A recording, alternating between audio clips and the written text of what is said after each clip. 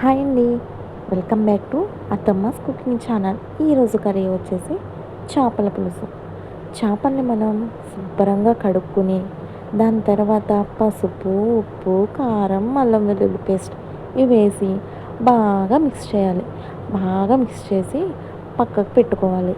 మీకు ఇంకొకటి చెప్పనా, ఇందులో మేము వేసే అల్లం వెల్లుల్లి పేస్ట్ ఒక నెల రోజులైనా నిలువ ఉంటుందండి. ఎందుకంటే ఆ ట్రిక్ ఏంటో మీకు కావాలి అంటే గ్రైండ్ చేసుకున్నప్పుడు ఏ ట్రిక్స్ మనం ఉపయోగించాలో నేను చెప్తాను. ఆ మసాలా ఎలా చేసుకోవాలనేది కూడా చెప్తాను. మీకు ఇంకొకటి చెప్పనా, ఇందులో ఫిష్ మసాలా అనేది మా అత్తమ్మే చేస్తారు. అది చాలా టేస్ట్గా ఉంటుంది. ఆ సీక్రెట్ మసాలా ఏంటనేది కూడా కామెంట్ సెక్షన్లో కామెంట్ చేస్తే నేను ఆ సీక్రెట్ మసాలా గురించి రివీల్ చేస్తాను. దీనికోసం ఉల్లిపాయ, టమాటా, పచ్చిమిరపకాయ, కొత్తిమీర ఇవి కట్ చేసుకుని మనం పక్కకి తీసుకోవాలండి. అలాగే మన ఛానల్ని ఎవరైనా ఫస్ట్ చూస్తుంటే ప్లీజ్ సబ్స్క్రైబ్ చేసుకోండి.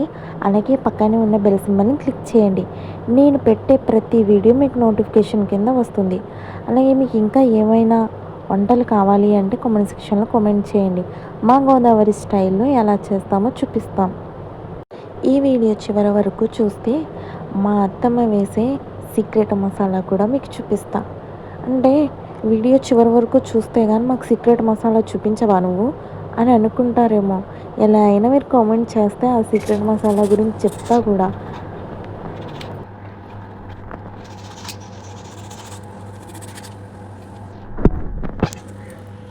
మీ పులుపుకు సరిపోయేటట్టు చింతపండుని తీసుకుని దాన్ని ముందు వాష్ చేసుకోవాలి. వాష్ చేసిన తర్వాత కొంచెం నీళ్లు పోసి దాన్ని నానబెట్టి కాసేపు పక్కన ఉంచేస్తే తర్వాత ఒక బాండీ పెట్టుకుని గ్యాస్ వెలిగించి ఒక బాండీ పెట్టుకుని దాంట్లో ఆయిల్ వేసి కొత్తిమీర కాడలు ఉంటాయి కదండి, దాన్ని మనం వేస్ట్గా పడేస్తాం. అలా వేస్ట్గా పడేయకుండా ఇలా ఉల్లిపాయలు వేసి వేపుకుంటే అవి కర్రీకి చాలా టేస్ట్ అనిపిస్తాయి. కావాలంటే మీరు ఒకసారి ట్రై చేసి చెప్పండి.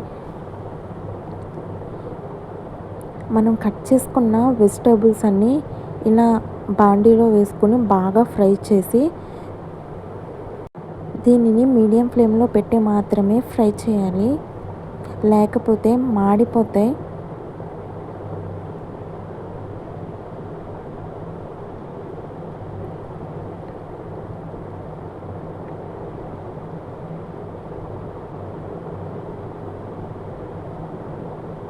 మధ్య మధ్యలో మూత తీసి కలుపుతూ ఉండాలండి. అలా కలిపిన తర్వాత కాసేపటికి మనకి గోల్డ్ కలర్లోకి అనేవి ఉల్లిపాయలు మారుతాయి. తర్వాత దానిలో టమాటా వేసి కాసేపు అటు ఇటు తిప్పి మగ్గనివ్వాలి. తర్వాత చేప ముక్కలు అనేవి అందులో వేసి ఉంచాలి.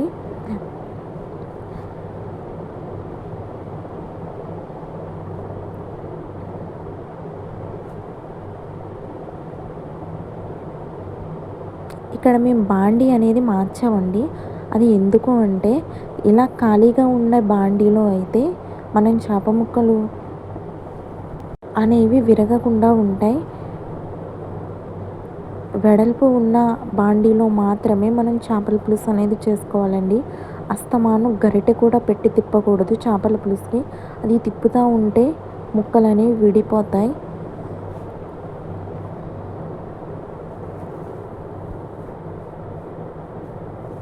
ఇవి ఇందులో వేసి బాగా కాసేపు ఫ్రై చేసి దాని తర్వాత మూత అనేది పెట్టి కాసేపు ఉంచాలండి.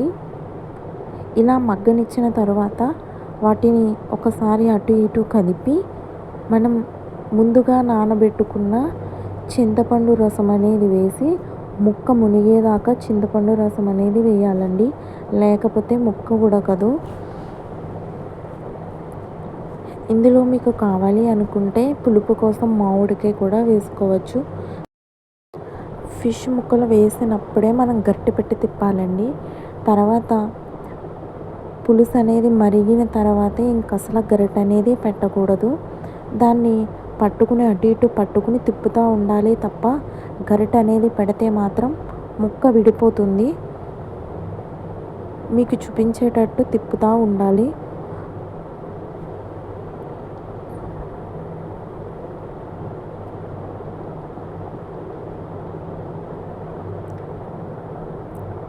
ఇప్పుడు మా అత్తమ్మ వేసే సీక్రెట్ మసాలా అనేది చూడండి.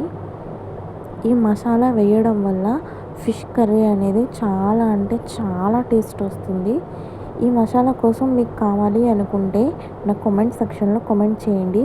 కంపల్సరీ మీకు రివీల్ చేస్తా ఈ మసాలా కోసం. ఇలా తిప్పుతూ మసాలా అంతా లోపలికెళ్ళేలాగా పులుసు మొత్తం కలిసేలాగా దాన్ని పట్టుకొని తిప్పుతూనే ఉండాలి. గరిటె అనేది మాత్రం అస్సలు పెట్టకూడదండి. ఇంకా పులుసు అనేది బాగా మరిగిపోయింది. మరిగిన తర్వాత ఇప్పుడు మనం కొత్తిమీరతో అనేది దాన్ని డెకరేట్ చేసుకోవాలి.